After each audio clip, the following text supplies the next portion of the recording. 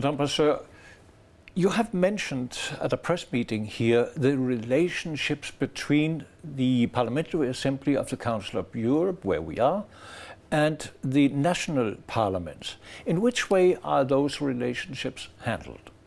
Well, the relationships are handled first of all by the members of our Parliamentary Assembly, because in order to be a member here, you must be a national parliamentarian. Some people forget that. So there is already the link. And then I wish that the parliamentarians go home to make a follow-up of what we are doing here. And in some countries it works quite well. They are reporting to their Committee on Foreign Affairs, for instance. We have already also in some parliaments special committees or subcommittees to look into the implementation of the decisions of the court, which is important. Or we have also some... the Court for Human Rights. Yes, the Court for Human Rights. Or we have committees in different countries who look that the laws they are voting are really in line with the Convention on Human Rights. So that gives already the link, and I wish that at least once a year there would be a discussion in the plenary in the different national parliaments about the activities in the Council of Europe. They do it in different parliaments, not in all, not in mine, unfortunately, but I'm working on it. I can tell you, in my home country, Denmark, there is such an annual debate. No one else but those in charge from each party are present. Well, that is a pity, and so during my official visits to different countries, and at the end of the month I'm going to Copenhagen, I try to meet people of the Legal Affairs Committee, of the Committee on Foreign Affairs, to discuss with them and to tell them what we are doing, and that we are not here to enjoy Strasbourg, which is a fantastic capital. You said it's the European capital. There are others. There is Brussels, but also Luxembourg, my hometown, is a European capital. But we are not here to enjoy it. I even don't go to the city centre. But it is that the work we are doing here has an effect on our national policy, and it must be, and there must be a link between both. And I try to my visits to have contacts also with the speakers.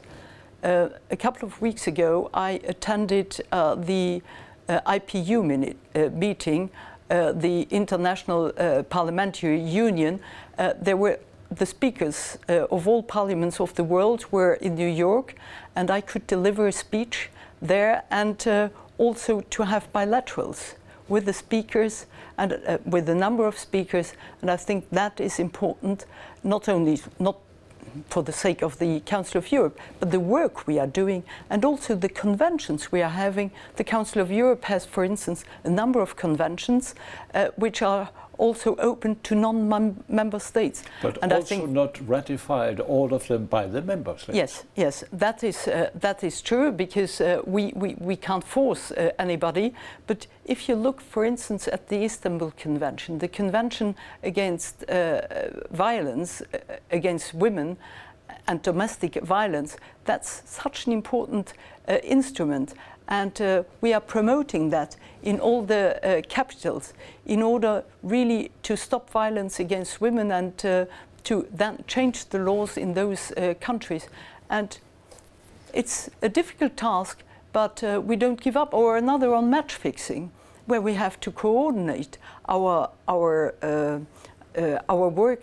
Otherwise, manipulation of sports matches is getting bigger and bigger, and you can't solve those problems in a standalone solution. But you have various committees. Are they at all cooperating with similar committees in the national parliaments?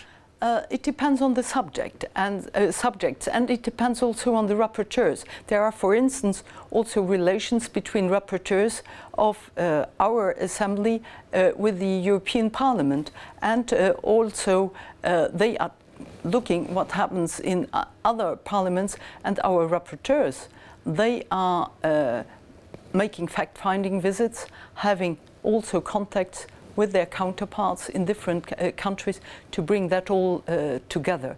And I would really recommend to everybody dealing with the subject to look at what we are doing here at the Council of Europe.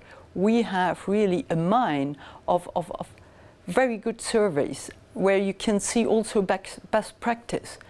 Nobody invented a perfect solution, but where you can get for your domestic policy really a very more than valuable source of inspiration. The final question is, it's a charm of the Council of Europe having that many different cultures, but at the same time, isn't it a challenge? It is a huge challenge. I had the opportunity of being a rapporteur a couple of years ago on the religious dimension in the intercultural dialogue. And this diversity of the Council of Europe is just fantastic. But it makes it, as you said, a huge challenge. But there we can learn from each other. I learned so much because we are so self-centered, thinking of the next elections, just having our domestic problems in the focus. But if you come here and you see with which problems other parliamentarians have to cope, some even have difficulties to come here because their parliaments don't support them financially to come here. So there we get aware how difficult it is. And it is important also for people coming from an older democracy to see that you never can take human rights and democracy and the rule of law for granted, and that you have to be really very, very vigilant. And so we can learn one from each other, and that is an enormous added value for all those who have the chance, like me, to participate in this assembly. Beautiful said. Thank you very much. Thank you so much. Mange tack.